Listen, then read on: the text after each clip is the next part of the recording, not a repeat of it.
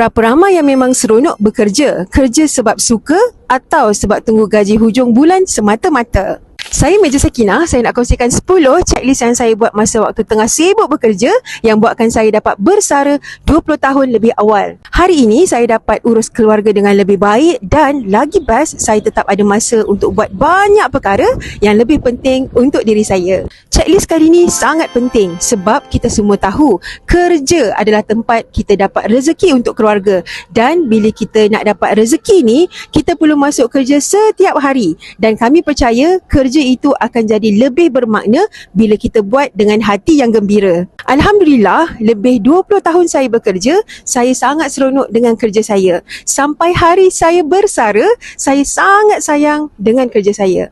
Tapi bila saya perhatikan sekeliling saya, ramai juga yang bekerja sekadar cukup syarat.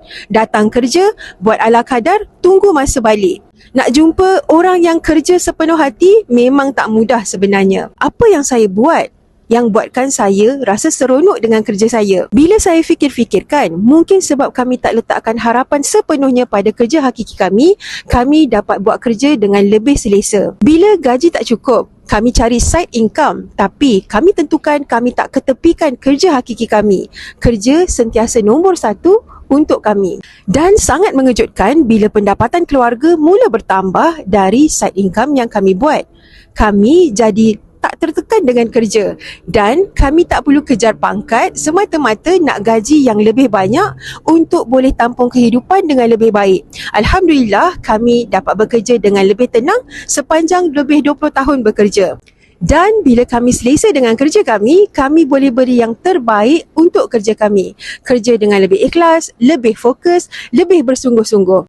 Akhirnya, kerja yang dulu penat dan membebankan jadi sesuatu yang kita boleh buat dengan seronok setiap hari. Dalam banyak usaha kami nak wujudkan kehidupan keluarga yang lebih baik, memang banyak kerja yang pernah kami buat. Selepas 10 tahun mencuba macam-macam, syukur Alhamdulillah kami nampak peluang bisnes dalam kami menyimpan emas. Dan dalam masa lebih kurang 5 tahun sahaja, kami boleh pilih untuk bersara lebih awal. Kalau dulu kami ingat kami kena kerja sampai umur 60 tahun, rupa-rupanya bila kita ada ilmu yang betul, kita dapat pilih untuk pencen lebih awal dan tetap dapat teruskan kehidupan dengan selesa. Semoga tuan-puan dapat sesuatu dari perkongsian kali ini. Untuk tuan-puan yang masih bekerja kerajaan, bekerjalah sepenuh hati.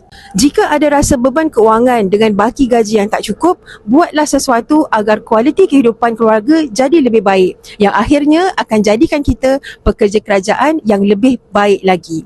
Boleh save dan share video ni dan stay tune. Masa terdekat ni saya akan kongsikan checklist